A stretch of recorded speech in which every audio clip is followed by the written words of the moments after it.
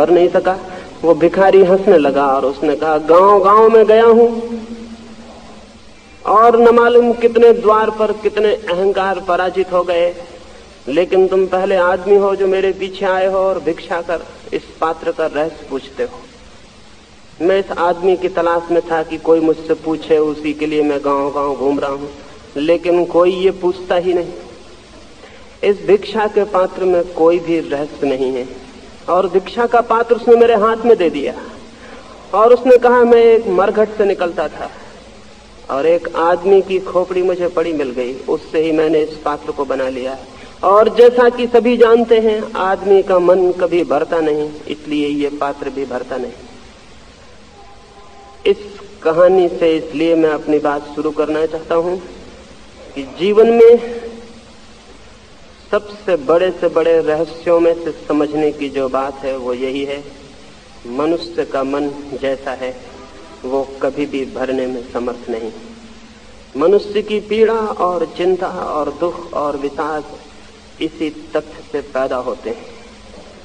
हम उस मन को भरने की कोशिश में हैं जो भरने में स्वभावतः असमर्थ है, लेकिन इस तथ्य का उद्घाटन मुश्किल से ही कोई कर पाता है। और जो इस तथ्य का उद्घाटन कर लेता है उसके जीवन में एक क्रांति घटित हो जाती है। लेकिन सामान्यतः मुश्किल से ही शायद हमारी दृष्टि में ये बात दिखाई पड़नी शुरू होती है। हम मन को भरने की कोशिश करते हैं अनेक अनेक दिशाओं में, धन से और यश से और पद से, महत्वाकांक्षाओं के न मालूम किन किन मार्गों पर चलकर हम उसे भरने की कोशिश करते हैं। और इस बात को भली भांति देखते हुए भी शायद हम अंधे बने रहते हैं कि आज तक कोई भी अपने मन को भर नहीं सका है। क्या किसी मनुष्य ने मनुष्य जाति के पूरे इतिहास में ये कहने का साहस दिखाया है कि मेरा मन भर गया, मेरा मन तृप्त हो गया? क्या किसी ने लंबे 10,000 वर्षों के ज्ञात इतिहास में ये बात कही है कि मैं मन की पूर्ति पर पहुंच गया, मन की आकांक्षाएं तृप्त हो गई? नहीं, एक भी मनुष्य ऐसा दिखाई नहीं पड़ता।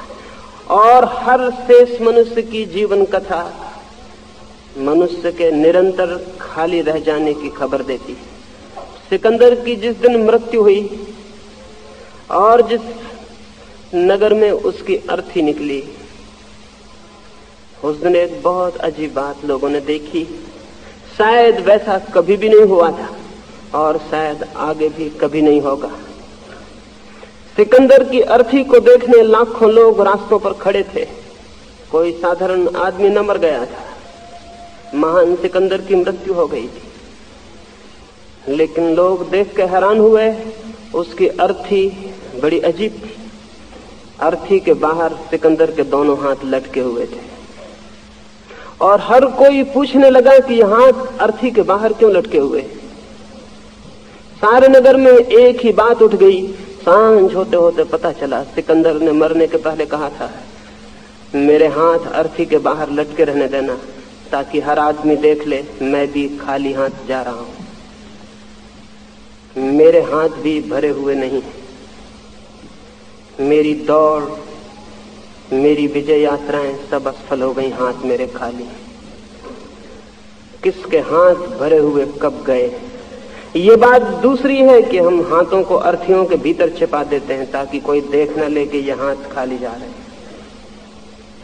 लेकिन अर्थियों के भीतर छिपाएं या न छिपाएं, हर आदमी की जीवन कथा निरंतर खाली बने रहने की कथा है। ये मन का पात्र भरता नहीं है। ऐसा नहीं है कि धन से नहीं भरता, ऐसा नहीं है कि यश से नहीं भरता, धर्म से भी नहीं भरता, त्याग से भी नहीं भरता। भरना उसका स्वभाव नहीं है। मोक्ष से भी नहीं भरता, परमात्मा से भी नहीं भरता। भरना उसका स्वभाव नहीं है। कुछ लोग धन से भरने से ऊब जाते हैं, लेकिन भरने से नहीं ऊब पाते।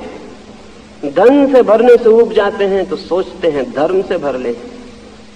यश और कीर्ति से ऊब जाते हैं और पाते हैं कि उससे मन नहीं भरता।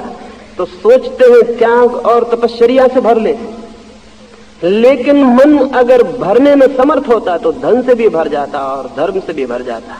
मन भरने में ही असमर्थ है, मन स्वभावतः भरने में असमर्थ है। कोई बात है जिसकी वजह से मन नहीं भर सकता है, किसी भी चीज से नहीं।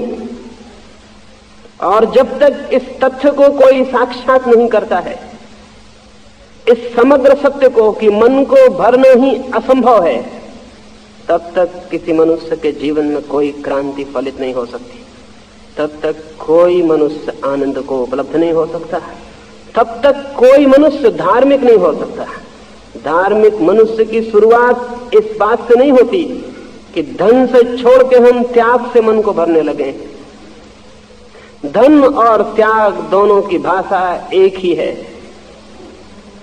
धन की भाषा है और धन मिले तो शायद मन भर जाए, उतना मिल जाता है तो पता चलता है मन नहीं भरा। और धन मिले तो शायद मन भर जाए, उतना भी मिल जाता है तो मन नहीं भरता। त्याग की भाषा भी और की ही भाषा है। इतना छोड़ देते हैं तो मन नहीं भरता, और छोड़ दें तो शायद मन भर जाए, और छोड़ देते हैं फिर पता चलता है, और छोड़ दें तो शायद मन भर जाए। पकड़ने और छोड़ने का सवाल नहीं, और की भाषा समान है और भरने की आकांक्षा समान है। अगर मन स्वभावतः भरने में असमर्थ है तो शायद किसी रास्ते से उससे नहीं भरा जा सकेगा। और इसलिए मन के साथ मन के भराव के लिए की गई सारी बातें व्यर्थ हो जाती हैं, सारे निदान और सारी चिकित्सा व्यर्थ हो जाती है। और मनुष्य की जो गहरी चिंता है, जो तनाव है, जो दुख, उसके ऊपर मनुष्य नहीं उठ पाता है। अब तक हमने जो भी उपाय खोजे हैं वो असमर्थ हो गए, असफल हो गए। शायद हमने मूल बात नहीं पूछी और इसलिए सारी गड़बड़ हो गई। मैंने सुना है न्यूयॉर्क के एक छोटे से स्कूल में, जहां न्यूयॉर्क के धनपतियों के बच्चे पढ़ते थे, एक छोटे से बच्चे में कुछ अजीब से लक्षण दिखाई पड़ने शुरू हुए।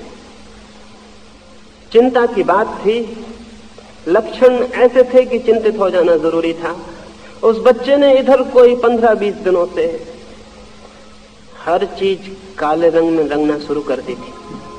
वो चित्र बनाता तो काले ही रंग में बनाता, सूरज बनाता तो काले रंग का, गुलाब का फूल बनाता तो काले रंग का, समुद्र बनाता तो काले रंग का, आदमी बनाता तो काले रंग का। उसकी अध्यापिका चिंतित हो गई। काले रंग का इतना मोह भीतर चित्त में किसी गहरी उदासी और दुख की खबर देता था। स्कूल के मनोवैज्ञानिक को खबर की गई, उस बच्चे में ये काले के प्रति इतना मोह, अंधेरे के प्रति इतना आकर्षण शुभ नहीं था, जीवन का सूचक नहीं था, मृत्यु की खबर देता था। चिंता जरूरी थी, उसका इलाज होना जरूरी था। उसके भीतर कोई बात घटित हो रही थी जो बाहर काले रंगों में प्रकट होने लगी थी। एक आदमी हंसता है तो भीतर की कोई खबर लाता है, एक आदमी रोता है तो भीतर की कोई खबर लाता है। एक व्यक्ति काले रंगों के प्रति आकर्षित हो जाए तो भीतर की खबर देता है। उस बच्चे के जीवन में कुछ हो रहा था जिसकी खोजबीन जरूरी थी। मनोवैज्ञानिक ने 15 दिन तक खोजबीन की। उस बच्चे के घर में जाके, उस बच्चे के पड़ोस में, उस बच्चे के संबंध में सारी जानकारी इकट्ठी की और 15 दिन बाद एक बड़ी रिपोर्ट पेश की, जिसमें बहुत से कारण बताए गए थे। बच्चे की घर की जिंदगी शायद सुखद नहीं थी, बच्चे के माँ बाप के बीच शायद अच्छे संबंध नहीं थे, झगड़ा था, विरोध था, घर का वातावरण उदास था, प्रसन्न नहीं था, आसपास भी अच्छे लोग नहीं थे पड़ोस में। इन सब का शायद परिणाम बच्चे पे पड़ना शुरू हुआ था। बच्चे की माँ जब बच्चा गर्भ में था तब बीमार रही थी, शायद उसके परिणाम हुए थे। स्कूल के चिकित्सक को भी कहा गया, उसने भी जांच पड़ताल की, उसने बताया कि नहीं विटामिन की कमी है, शायद उनकी वजह से बच्चा उदास और शिथिल हो गया, शायद जीवन में उसके आनंद और थिरक में कमी हो गई। ये सारी रिपोर्टें आ गई और इसके पहले कि इलाज शुरू होता है एक और घटना घट गई जिसने सारे निदान को गलत कर दिया। स्कूल के चपरासी ने बच्चे को निकलते वक्त स्कूल से एक दिन उसके कान में पूछा कि मेरे बेटे मुझे तो बताओ, तुम काले रंग से ही चित्र क्यों बनाते हो? उस बच्चे ने कहा, सच बात यह है कि मेरी डिब्बी के और सब रंग खो गए हैं, केवल काला रंग ही बचा है। और कोई बात नहीं है। उसे दूसरे रंग दे दिए गए और उसने दूसरे दिन से ही काले रंग में चित्रों का बनाना बंद कर दिया।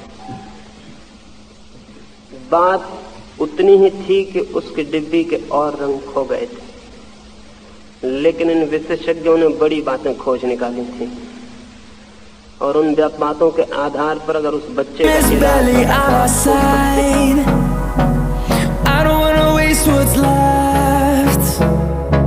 The storms we chase are leading us, and love is all we'll ever trust. Yeah, no, I don't wanna waste what's left. And on we'll go, through the wastelands, through the highways, till my shadow turns to sun rays. And on we'll go, through the wastelands, through the highways. And on we'll go.